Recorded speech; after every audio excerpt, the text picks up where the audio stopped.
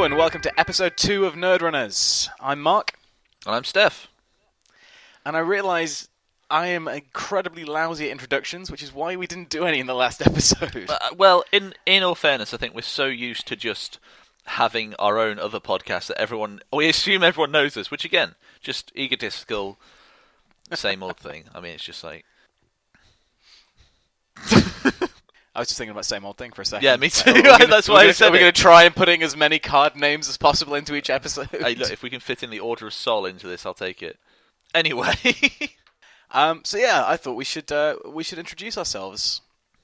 Stef, who are you? I don't know what you're looking for here. My name's Stefan. I play Netrunner. I inhabit a small corner of the internet and am one third even of the Canned Laughter trio. And I know Mark because we went to university together, and I guess I introduced you to Netrunner. Did I introduce you to Netrunner?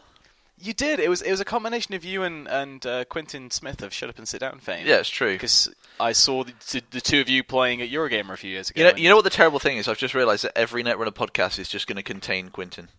That's all it's going to be. It's just going to be Quinn's constantly talking about it. If we get him on the show, it would be interesting. I'm not going to lie, but the fact that he's already been mentioned. Yeah, I got addicted to Netrunner because I fell into a board game addiction through tabletop and then Shut Up and Sit Down and all kinds of things like that. And Netrunner was shown to me as an alternative to Magic, which a lot of my friends play. And I don't really like because I dislike the idea of someone just can turn up with a better deck than you and win. And there's nothing you can do about it. It's like if they've got more money, they can just turn up. It's like, oh, all right, well, I spent £100 on this deck and you just can't beat me, you know. Well, I remember the time you and I had a quick game of Magic. I was using your friend Matt's deck. Yeah. And you just put all those really cheap flying, they were like wolves and all these other little beasts out on the table, birds. And it's like, well, I can't do anything now. I guess I've lost. Yeah, and that's the thing. I don't like that feeling of I can't do anything now. I guess I've lost. I don't like that feeling until at least half an hour into a game where it's like, all right, you just outplayed me. And that's why I like board games. I mean, I got into board games because I was trying to recapture that. Well, when I was younger, I distinctly remember playing Halo system linked in LAN with all my friends. And that same feeling of camaraderie of leaning across to your friend and going, fuck you, right to his face, when he betrayed you. And the introduction of board games really gave me that kick again. And, you know, now I have become an addict. As Mark can probably confirm just by the sheer size. I mean, he's worse, really. But, you know, I've got a trunk full of games. Mark's got, well, when I turned up to your old flat, you had a wall of games and then an under kitchen full of games. Well, when I moved into my new place, I bought a new bookcase to put all the games on, and there's no more room on it immediately. So that's actually curbed my my board game buying, because it's like, well, I don't actually have. I can literally see I have an entire bookcase full of games. Unless I buy another bookcase, maybe. But then I'm trying to get that I'm pushy really girlfriend right now, aren't you? So we can get another baby, come back. I'll change. Totally fit one in the kitchen. we don't need that space by the fridge. Just clear the fridge out. I'll put games in the fridge. It'll be fine. Put Dead of Winter in there, and you know all the thematic Arctic Scavengers. We'll have to talk about Dead of Winter, whether it's worth me buying. Yeah, but not now, because we're talking about Netrunner. No. We may occasionally drift into other video and board games. Yeah, we probably will. I'm sorry. But yeah, and then I got you into it, and you, having moved down to London, are able to play much more than me. But I still managed to sneak out the odd win against you because we both have this fascination with what someone at the recent tournament I went to called bullshit decks, which are decks that you look at midway through when you've lost and go, that was bullshit. I'm laughing because I know it's true. Yeah, it's true. It's absolutely true. So yeah, that's me, I guess, in a nutshell. Mark, do you want to do an equally scattered and somewhat spurious introduction? Yes, self promotion. I get my PR company on it to paint me in a good light. I'm Mark. It's social engineering, don't you know? Sorry. Oh my God. No, it's all right. It's going to be the thing, isn't it? It's if we want to become net celebrities, I'm getting deja vu, Steph. Deja vu. Oh God, I hate myself so much right now. No, yeah, I'm Mark. I'm lucky enough to work in the video game industry at Sony PlayStation in London, where I do usability and accessibility research, and it's a really great job. And I'm slowly getting my co-workers into board games. We've just started our first. We had our first board game night the other week. Oh, how did it go? We went really well, actually. Played Cash and Guns. Surprisingly, no one really wanted to be the Godfather in that game. It's considering it's crap. how quickly everyone turns on the Godfather. But no, a lot of fun with that. We played a couple of games of the Resistance. And luckily, I was a spy in the first game, which is really good when you're teaching the game, because it allows you to have a bit more control over what's happening. Yeah. And then in the second game, Charlene was a spy for a second time. And then in the first mission, she accidentally played a fail card. And her reaction was genuine of, I've played the wrong card. So she looked shocked at the fail. Yeah. So we were like, oh, you're not the spy then. Mo, you're the spy. Which was just brilliant. And then we played some Cards Against Humanity, which I'm not going to get into the same rant, but it is just, again, different group of people. And it's just the same power cards just win. And I'm bored of it. I've given it away. Really? Look, we had a bunch of rugby girls round, and there's a couple of them that love. My wife plays rugby. I should explain that. I don't just have rugby girls that come round. But they were obsessed with it, and I was like, look, I do not want to play this game anymore. I'm happily let you guys just take it away and do with it what you will. And then I gave it away to one of them because I kind of am of the position now where games like that are really, really great, but if you don't want them anymore, rather than just leaving them locked away, just throw them out into the world. Say, you deal with it. And within a couple of weeks, one of them came back to me and was like, "Yeah, I see why you were so bored." I was like, "Yeah, I know. It just wears out so quickly because like this, it's funny for the shock value at first, Yeah. and then when you know someone's going to go, "Oh, white people enjoy black people problems" or something like that, it's just like, well, I guess that's just the game then, isn't it? That's just not funny. Yeah, no, it wears through, which counter to Netrunner, which I've been playing for a year and a half now, still enjoying. So there you go. God. That's a very not laboured at all segue back into Netrunner. But no, yeah, you introduced it to me, and it was the first kind of tabletop game that I bought in this new wave of interest. I played a lot when I was a kid, all the kind of the classics. Always used to get them for Christmas from my granddad, and even some really old ones.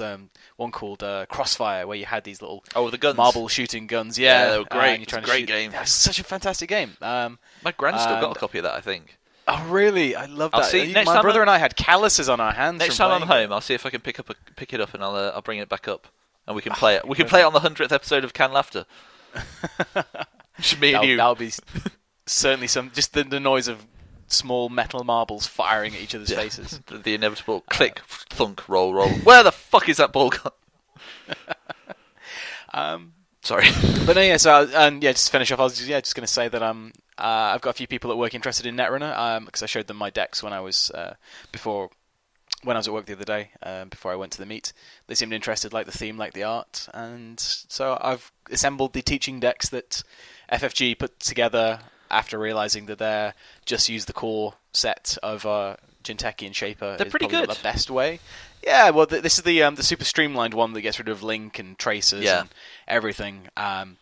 So yeah, I'll report back in a few weeks after I've had a go with those, and it'd be good as well because there are cards in these teaching decks that I don't think I've ever used myself. So it'd be good to kind of play them and and have them played on me. But that'll be it's a plug for a future feature. A feature. Shall we talk about our decks? Because we've both been putting together some weird, interesting bullshit decks this last week or so. You lead in. I think the way these podcasts are probably going to break down is because we are fans of these bullshit decks. Every 2 weeks, whenever there's a new podcast out, we'll have a new weird, crappy deck that we've been working on because, again, one guy at the tournament summed it up perfectly. I mean, I got on with him like a house on fire, and he just said, these decks only have to work once and then they're perfect and you can put them away. And it doesn't matter. If you lose 50 times and then they work once, it's perfect and then it can go away forever. You achieved victory with it, yeah. Well, what I quite like as well, because we had quite a nice reception on Reddit when we posted the first episode. Yeah, I was a week or so surprised. ago. And it was really nice because the one gentleman, I think it was Pound Smiley, his username was like, "Oh, sell me your podcast." And so it was quite late in the evening. I was typing the reply out in bed, and I thought I encapsulated it well. And it's like, yeah, well, we're quite weird with our decks, so we'll probably inspire people to try playing these really weird bullshit combos. Yep. And that's why in the first episode we talked about our crazy NEH dedicated response team decks, and my love of Kentema Doppelganger. So yeah, we'll probably make it a a feature of talking about our crazy decks. And yeah, we should also mention that it has been pointed out to us that we were slightly wrong about DRTs in the last episode, and they fire at the end of a successful run, which is after an access, so you can trash a DRT and not take the meat damage from it, unless there's obviously other DRTs out there at the same time. Yes, that's my bad. I apologise. I'll get it right next time. To be honest, the structure of a run is so confusing anyway at times. I played against someone last night who was Nasir, which is hopefully going to lead into you in a second, but he was completely, like, I was looking at him and my head was spinning at like the turn order he was exploiting to kind of use Personal Workshop and Order of Soul and get everything get paid off, and then he's lost a credit, but he's gained a credit back, so he can actually get through the pop-up window that I've just read. And it's like, what the fuck? How is this possible? Like, it confirmed I could never play a deck. I mean, Ben is like a really good player anyway, but just like looking at it, it's like, my god, that is a good, like, the way you're just exploiting this little thing to keep getting that credit back. It is incredible, like, and it's just like, oh, and I just use that credit to pay something else off, and now I'm back down to 0. Order of Soul's triggered, and oh my god, it was making my head spin looking at it. It was crazy. But before we get on to you and Nasir, I built. I've been really interested in Fester recently. I don't know why, but I've been looking at it. And Uncle or as in the card Fester. It's the virtual resource for Anox. It's whenever the corp purges virus counters, he or she loses 2 if able. And I was like, I could do something with this. I want to. And the most annoying thing was, every time I put together the cards for the deck with Fester in it, I usually hit 48. I was like, I need to lose 3 cards. It's like, but I can't take out 3 Festers. So I kept having to find ways to lose 3 other cards. And yeah, it's kind of Aesop's Pawn Shop, Wildside, Cash Noise, and just lots of viral fun. And I did realise that if you get to about 8 or 9 tokens on an incubator, that's when the corp really has to think about purging, because that's when you become really dangerous. Yeah, it's I can't really describe it. It's a hell of a card. I mean, Fester, the combos you can pull off with it. I saw a little bit of this at the tournament. It was just, yeah, people are playing, and then they've got those 9 things. Like, okay, well, I've got 3 Festers on the table, so you can purge, but you'll be completely bankrupt. Yeah. Oh, it's the whole kind of making that corp really think, should I purge? Is because as well, if you have 3 Festers out, that's basically the equivalent of the corp being hit by an account siphon and losing their entire turn at the same time, which is brilliant. And I'll maybe put in something to do with what's the blue tick? Exodidae. That's it. Yeah, it is a tick. Yeah. Yeah, because I think that'll work with Fester, because they're technically losing credits by purging, so then they'd also lose another credit with Exodidae, and there's some interesting. But the best thing that I learned yesterday, which is an interaction I hadn't considered, which actually makes Darwin even better in that deck, as well as being a 3-cost virus you can play out, and there's another mill for you, is that Cyberfeeder, the recurring credit at the start of your turn, you can use that to pump Darwin by 1, which is. I don't know why I hadn't thought about that. I was just assuming it's more for installing and paying to use, like, to use their abilities rather than. I don't know why I didn't think that 1 to pump was like an ability in the same way, but now I've realised that it's I took out the 2 Crypsis that I had in that deck, and now I just have 3 Darwin. It was because it was 2 Crypsis, 2 Darwin. Now it's just 3 Darwin in the deck. Because again, if you just pile on a ton of incubator tokens onto Darwin, then you can get through anything. Yeah.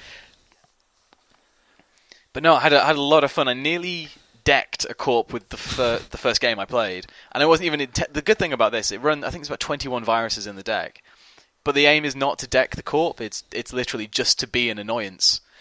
So they won quite close to the end. I thought, maybe I should have just gone for the complete deck, because I had clone chips out, I had deja vus in hand. I could have easily just powered through and got the cup out of cards. But then the second game I played against Blue Sun, and that was a rather fun game, as I didn't run much of their ice, so they couldn't pull any back to their hand in the first place. Mm-hmm. First turn, I milled 2 cards with some virus installs and picked up a geothermal fracking from their archives, which was undefended.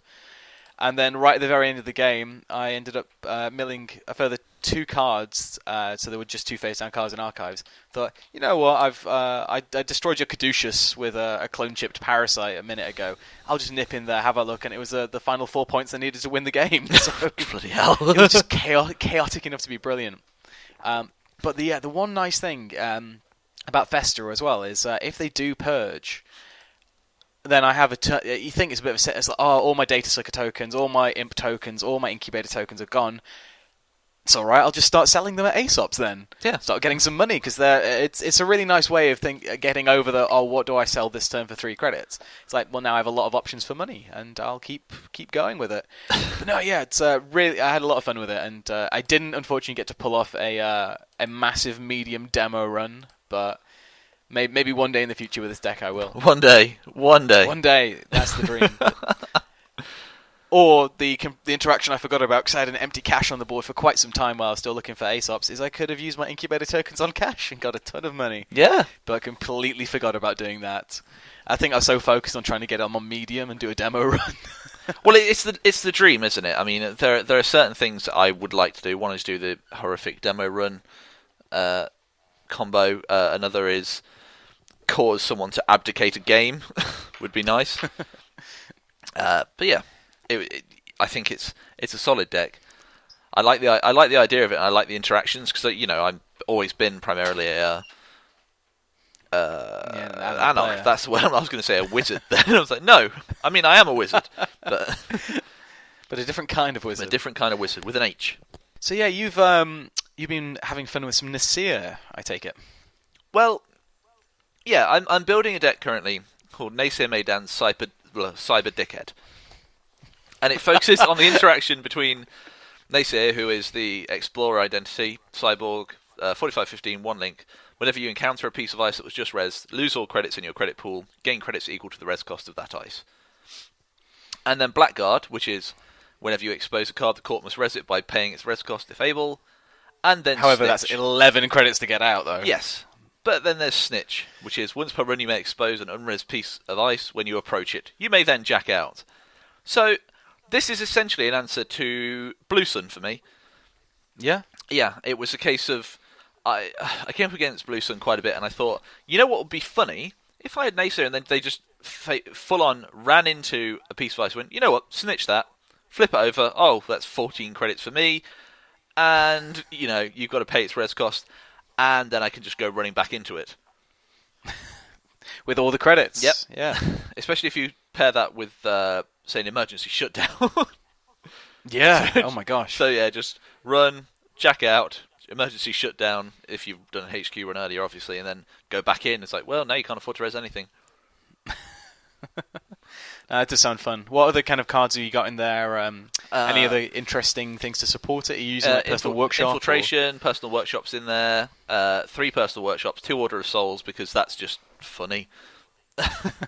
SMC, it's got a very light breaker suite, but it's all stuff like Sharpshooter, Gordian Blade, Garrote, 3 Atmans and a Sage.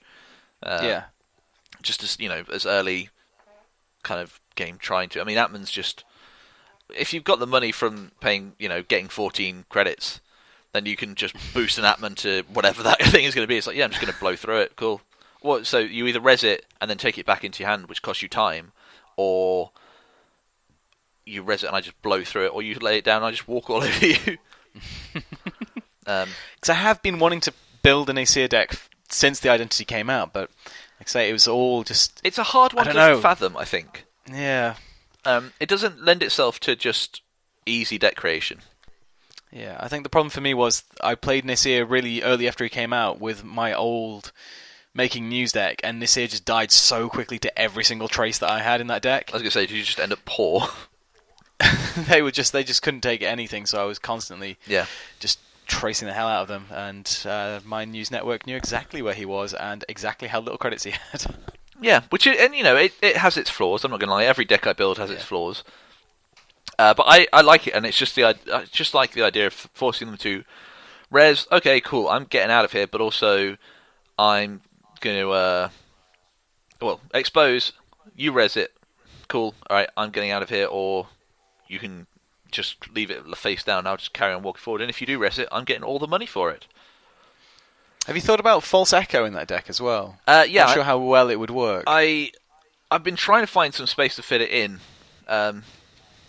It's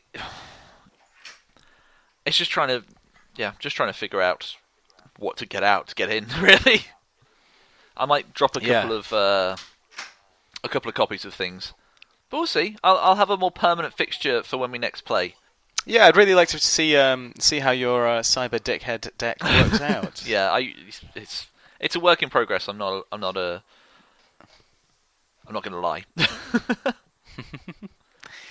Great. So you've mentioned it a little bit already, but you went to a tournament recently. I did a tournament. I did the York Store Championship, which was graciously organised by a couple of guys from the York Meta.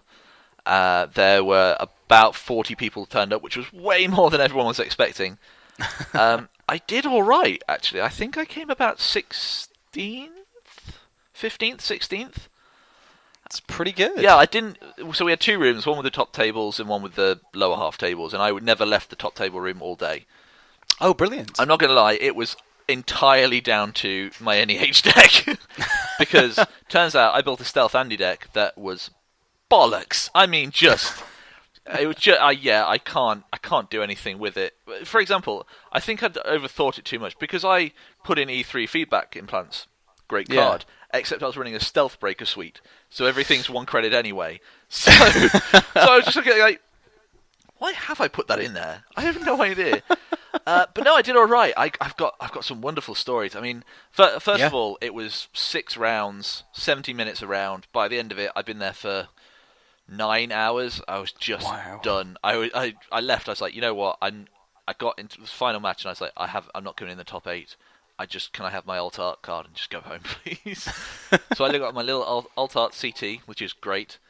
I love the art on it. It's just fantastic. It's just a happy child with a running. It wants me to build an exploratory romp deck, even though it makes no sense. Just to have more dinosaurs in my life.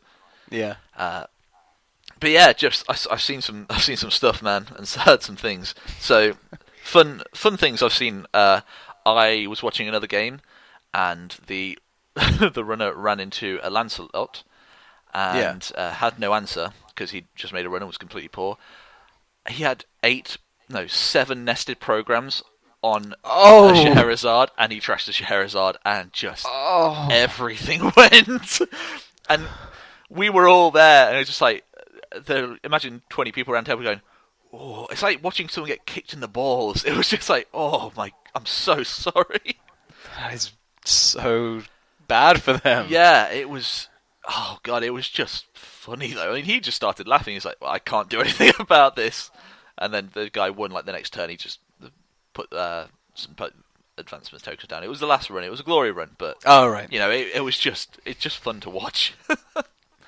I did achieve one of my dreams of making someone abdicate against me. Yeah. So. With my NEH deck, you tag and tag and tag until it's too dangerous to run. So he knew what my deck was about because he was running something similar, and he trashed all my DRTs.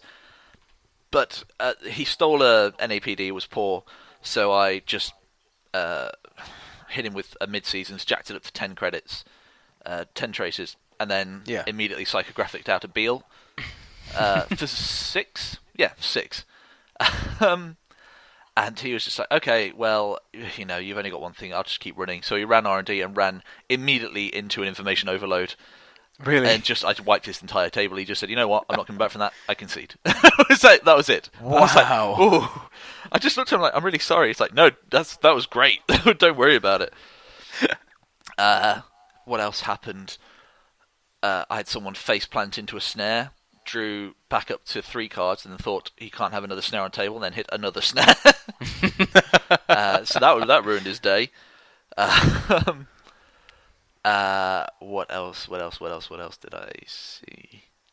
There was I had a lot of trouble mainly with the runner. I'm still trying to build a good runner deck, but the NEH it served me well. Just I didn't actually burn anyone with DRT. Oh really? Yeah, because maybe I was being too cautious. I'm not entirely sure, but people were either keeping me just poor enough that rezzing the DRTs wasn't entirely worth it. Yeah. Or I had all the money and I just forgot that I had it on the table. I had 3 lines of servers at one point. I think I had 19 servers out. It was so much that they couldn't remember what they'd run and what they hadn't. But I hadn't moved anything, so I was like, oh, it's all in the same place if you can remember where it is. It's like, I can't. I was like, well, looks like you're gambling then. Yeah. But yeah, Turtlebacks is an MVP, absolutely. It's so good. So good in that deck, just amazingly good. Especially when you put down a Turtlebacks followed by Turtlebacks followed by Turtlebacks, which I did. It's like, okay, so I get 1 credit for this, and then I get another credit for. Okay, cool. So now I'm getting 3 credits every time I put down a server. But yeah, people it baffled them, and that's what I wanted to happen. Just playing horizontally baffled players. Yeah, which was grand. And then there were just other. People were too scared to run for the tags, and then when they did run, I managed to get a couple of hits off with the DRT, but nothing that killed them. But yeah, mainly it came down to either psychoing out a Beal, or I got an Astro Train going at one point, which was quite nice, because it's not a fast advanced deck. Yeah, just sneaking them out on the table. Yeah, exactly. So yeah, it was the first one, and then yeah. But yeah, I had a very, very good time. Just exhausting. So what were the kind of main other decks that you played against then? Like, there was a lot of NEH. What was the York Meta bringing? Well, it wasn't just York Meta. There was some from Leeds, some from Newcastle, some from Huddersfield, and they were all running interesting things. So there was a couple of Blue Suns. There was it was a lot of NBN NEH. Jinteki RP, Jinteki Personal Evolution. And, like, 1 has Bioroid, 2 has Bioroid, really? Nothing, the Fast Advance HB, which was, I think, one of the few games that I won with my runner. It was up against a fast... No, that was an NEH deck. Oh, yeah, I ran an NEH deck in the first... In the first run, hits... So, first click, put down... R&D interface, run R&D... Two agendas, run R&D, 2 agendas.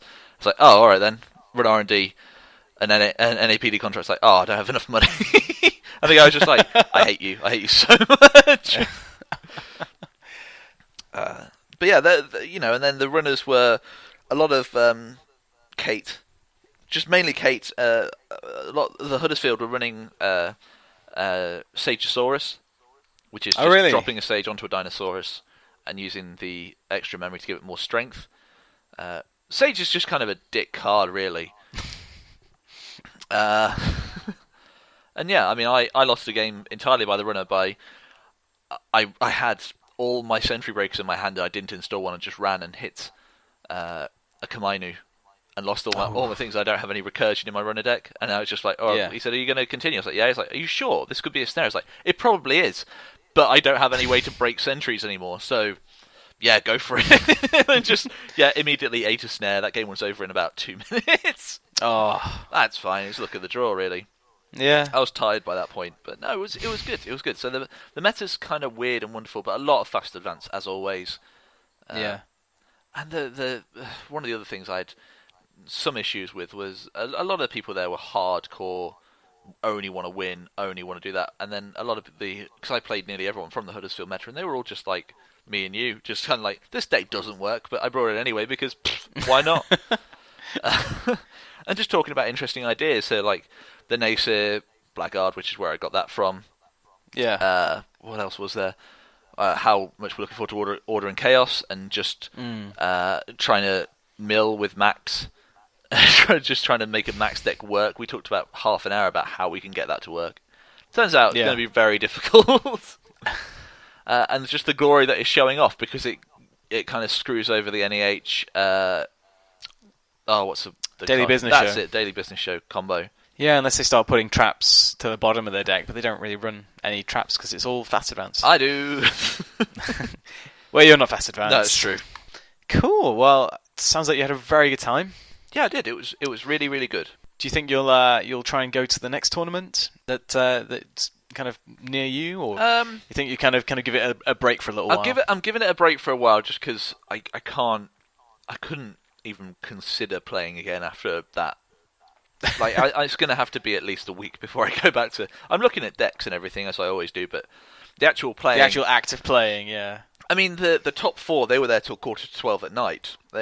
After the 6 rounds, they had a double elimination, and it was just mental, And this is on a Sunday night. I was just like,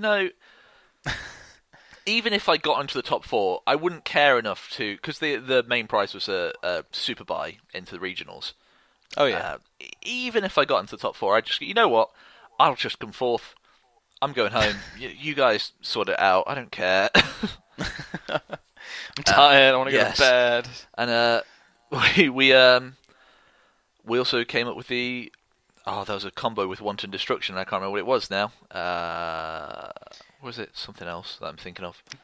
Because I've been thinking, it might be the same one, but yeah, I've been trying to think about, maybe there's like a Joshua B, Rachel Beckman type. What's the other one as well? Amped Up. Just like, I think you end up with about 8 clicks to just destroy things. Yeah. So. Oh, and I'm currently in the process of sort of putting together a wizard inject. What's the retrieval run deck? That's what it is. Oh yeah. So, and it's got all the heavy ones like Yogg, Morningstar, Torch, and just inject, retrieval run, get my stuff out. Just 3 retrieval runs in a turn, then you can set up. It'd be grand, but we'll see. I like the sound of that. Yeah, well, I'll see if I can get it to work. But anyway, that's for another time. So yeah, cool. What I did want to talk about as a flow over from the tourney is some of my favourite cards, which are trap cards, because nothing that screams Yu-Gi-Oh! More than you triggering my trap card. I thought Yu-Gi-Oh! Was more about spending an entire episode staring at your grip, trying to work out what card to play. I love how you called it a grip. Beads of sweat roll. Yeah, well, they had their cards mounted. To be honest, if I could get a Netrunner themed armband that mounted all my cards in it that I could hold Yu-Gi-Oh! Style, I would, because that would out of the Netrunner meet just looking so badass. And I'd have to have it. You draw it from the wrist and then you put it in. It wouldn't work so well for the corporation because you kind of need to defend it on the table. But for the runner, man, that would look badass. Yeah, I think it was more after my fun with universal connectivity fee, and stuff like trap ice and also ambushes, everything like that, things that you can use to trap a runner. And I was wondering whether you had particular favourites or not. Yeah, I have a few. First off, I really like Too Good to Be True, the 3-1 ambush agenda from NBN, purely because of how good it's been to me in our crazy horizontal NEH decks recently, is because I'll put it out on the table relatively early, because I seem to draw them quite early on in my games. Aye. And it just kind of stays on the table, and if they find it, they get a tag, and I can probably mid-seasons on the next turn. Or if they don't, I can get to 6 points, then score out on my last turn. And it's such a great trap, because it's not just kind of punishing the runner if they take it, but it's all the number. In fact, I won, I think, 3 games last night by advancing out Too Good to Be True to hit 7 points, which actually never happens with that deck. Last night was the first time I'd ever got to 7 points. I'd always flatlined the runner beforehand. But just, I love the fact it's kind of on the table. It kind of sits there. They're kind of a bit worried about snares anyway. They know you're just installing tons of assets, so half the time they don't even bother to run. And then just at the very end, you get to 6 points, and kind of sit back and think, you know what? It doesn't matter what happens on your turn now. Like, if you run it, it's only 1 point. I'm still at 6. You're probably going to take a ton of tags, and I can punish you with dedicated response team if you hit it. Yep. If not, I've won next turn, and it's I don't know. I can't help but feel like almost be like that stereotypical kind of fat cat businessman, sit back in my chair, like hands over my bulging stomach, just like smirking to myself, like, we've got this, boys, we've got this. But no, I'm really enjoing that at the moment. I just think it's so... You feel so smug when you say, this was just a TGBT, but I don't even need it to do its job anymore. It's like, this is... Yeah, that's point, thanks. Because I got turned off breaking news quite a lot, because it was just 1 point to score out of hand. And you never really use those 2 tags for anything. I know there's cards coming out which are... on the runner side, which kind of, if they take kind of 2 tags here, then it's... Obviously, breaking news is going to be good for trying to give them 2 tags straight away. Yeah. Or cards that just go away the minute they take a tag. But you never feel like you utilise the card ability at all. And I don't know. I think Too Good to Be True kind of fills that in quite well. How about you? What's kind of your interesting big traps that you like at the moment? I like Edge of World. And Edge of World is an ambush, and when you pay 3, when the runner accesses it, you do 1 brain damage for each piece of ice. And I like this card because it's very fun to kind of put in pup, Edge of World. So you're poor. Oh, you're dead.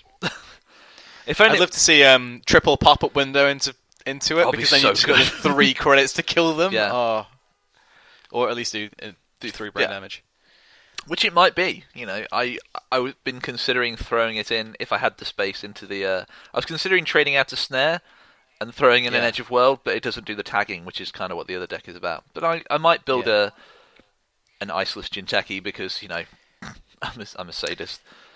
Well, I'll tell you something. I've been thinking about Edge of World recently because I've been thinking about trying to do a brain damage deck. Yeah. I used to really love Fenris in Personal Evolution. Just that really early brain damage kind of screws over the runner a little bit, slows them down, then they're a bit more wary about stuff. But I don't know if you've seen it, and this is heading into spoiler town, but the new HB identity from the Sansan cycle. I haven't yet. I shall read it to you because and there's an agenda that goes with it, and it just... I don't know, it feels like there's going to be this whole new... self-destruct chips? Yeah, I love the art on that as well. Oh, it's so good, because it's that the actual hand is exploding and it's reducing the hand by 1. And oh my god, I'm going to just get into like a theme orgasm now about how good that card is. But no, the identity is Cybernetics Division, and it's a 40-15 HB identity. And the ability is each player's maximum hand size is reduced by 1. So you're basically 4 cards against 4 cards.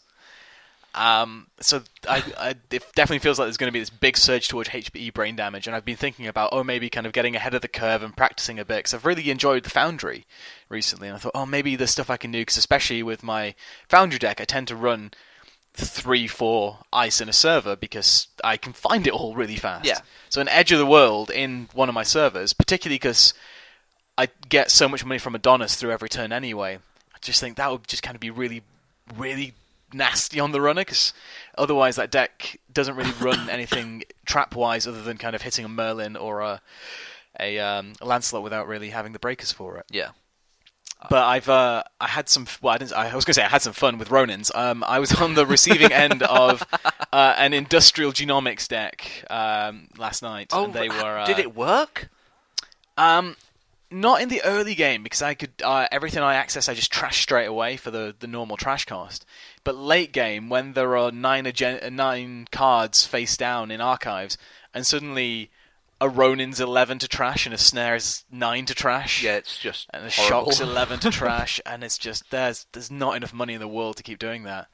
And the worst thing is, I should have run just recklessly. The one thing that put me off running their archives, or to keep running their archives, was the first card I trashed was a She-Q, and that went straight into it. So it's like, then if they get into a good position, they're just going to try and kill me with the She-Q. I don't really want to take -1 agenda. I should have just taken the -1 and be done with it, and that She-Q would have been gone. But yeah, the worst thing about that deck is just letting them build up cards in archives. you just have to hurtle in there and hope you're not going to die, and then the trash cost is just reduced, because they were kind of banking on the fact that they could either sneak in a card up to 4 advancements and it'd be a Ronin, and I just wouldn't run on it because I'm afraid of traps, or I would hit the Ronin, not have enough to trash it, and then they could safely get it up to 4 advancements and just kill me.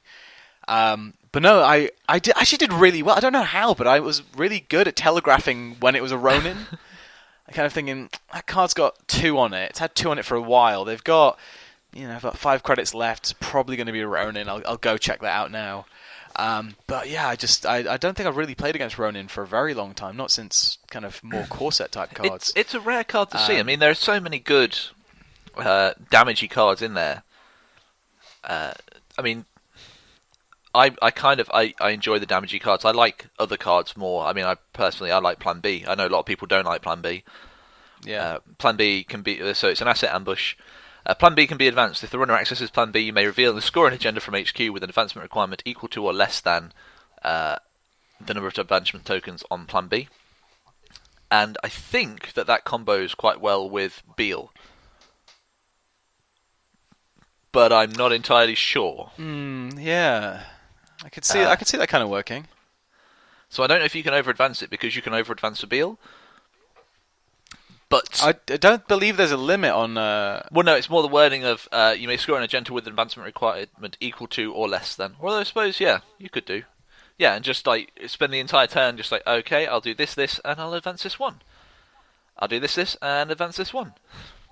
And then eventually they're going to have to go, what, I'm going to have to check that, and they'll run into something horrible, and then it's just it's a Plan B, so I'm just going to score this out of hand. Sorry, bye. Psi games as well. I love Psi games. So stuff like Psychic Field is I just find it very funny.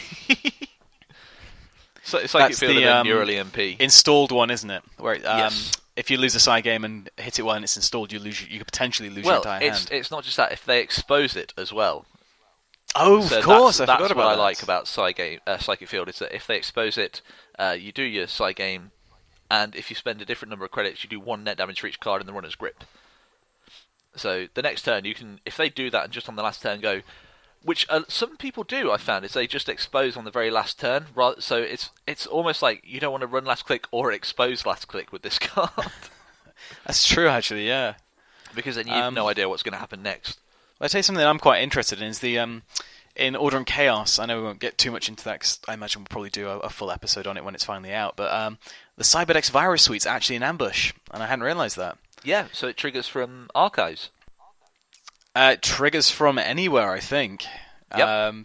So yeah, you could put that bad boy into any server, and then viruses are gone.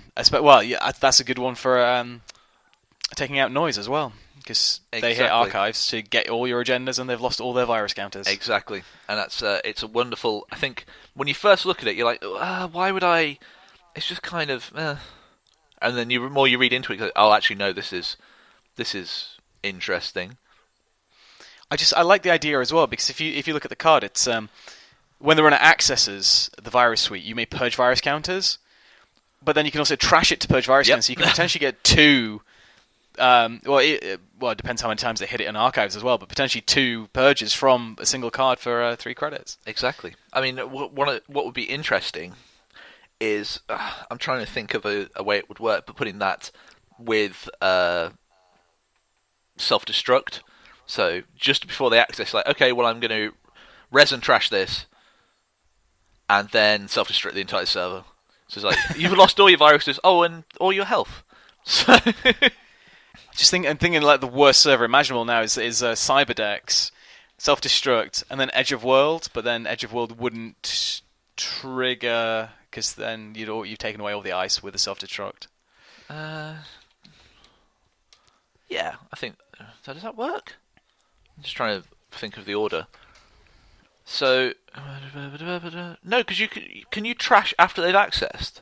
No, I think your window's gone after the runner accesses. Right. Fair enough. I think the access is you have a window to do it just before they access. Yeah. So you can res dedicate a response team on a different server, but then once they've accessed it, they take the cards. Any card effects happen, then the run ends, and then any run end effects happen. It's a bloody complicated game. This it is so complicated. But again, on the line of ambush agendas, Fetal AI as well is. It's a classic. Mean at times. It's a classic. Yeah. There's nothing to be done about it. It's like, oh well. I mean, you can't just leave it there. But the one ambush that I really want to play, but it's always that 50th card problem, is Ghost Branch. I love the idea of them hitting something really advanced, and it just turns out to be a Ghost Branch. Actually, would you be able to plan B into a Ghost Branch? No, because plan B is it has to be an agenda. You could easily Trick of Light cards off of a plan B, and like, oh no, it's a Beal. They're going to score out, and they'll run. It's like, no, it's Ghost Branch, and now I'm going to score my Beal. But no, there's an interesting sort of line of drawing between having your traps and trying to entice runners into making them. I mean, I've sort of been half successful in the past of trying to get runners to face plant into my stuff, but usually they're a cautious breed. But there is a point at which people just start to lose patience. Like, all right, I'll just run and run. Oh, I'm dead.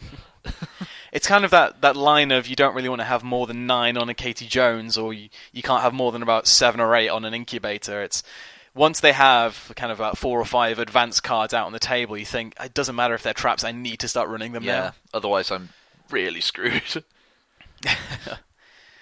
But that's what I love most about the traps, is they all do so many different things, so you can't really predict what you're going to hit unless you've really been counting influence. I mean, obviously the classics say you're going to run into a June bug from Jinteki and just take tons of net damage, but then they always splash Cerebral Overwriter if they're PE, because then it's... the safest thing to do is is just kind of account siphon the corporation, and then you can run on anything pretty much unscathed, which is what I had to do the other night, and just be like, I don't care them taking all of the tags in the world, as long as you don't have enough credits to pay for when I hit these things. That's all I care about right now. Just run. Like constantly looking at that credit pool, thinking, right, they don't have 4, so it can't hit a snare. They're less than 3, so it's not going to be Cerebral Overwriter now. Right, let's just do it. Right, worst is yet to come. I've drawn up. I'm just going to run and hope for the best. And then it's a Ronin, and it's going to cost me 11 to destroy it because of their industrial genomics, and I hate my life. Oh man. Well, I guess that about covers most of the traps. Obviously, we'll keep talking about them going forward. Yes. But I reckon we've just about finished for this episode. I think that's about it for this week. Yeah. Should we do the contact us plugs? You go right ahead. Go right ahead. Okay. I actually did set up an email address for the show. It's Netrunners. Not Netrunner. I'll get this right. I'll edit that bit. It's nerdrunnerspodcast@gmail.com. Feel free to send any feedback, comments, nice questions. Words our way, questions as well, and we'll. I don't know. Anything you want to send to us, you can do it through that email address. We're also on Twitter. I don't think I'm going to bother setting up a Twitter account for the show itself, because I have hard enough time just using my own Twitter. Yeah, I don't use Twitter, so contact Mark. So yeah, it's @MarcusFriend. Or if you want to send kind words to Stef and try to get him to start using Twitter, so that's @HouseOfMoose on Twitter. Thank you. And yeah, thanks to everyone who's already subscribed and listened to our first episode. We were pleasantly surprised by the nice feedback and the amount of listens we've already got, and we hope that you enjoyed episode 2. So thanks for listening, everyone. Thank you very much. Goodbye. Bye.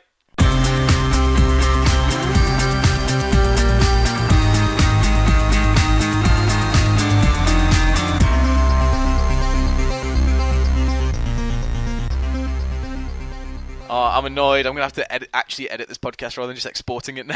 Like, damn it! Why can't I just get our email address right? Why can't I just say Nerdrunners? Why? Because we spent an hour talking about Netrunner, and it's in my head. This is the issue. When we don't even know the name of our own podcast is an issue.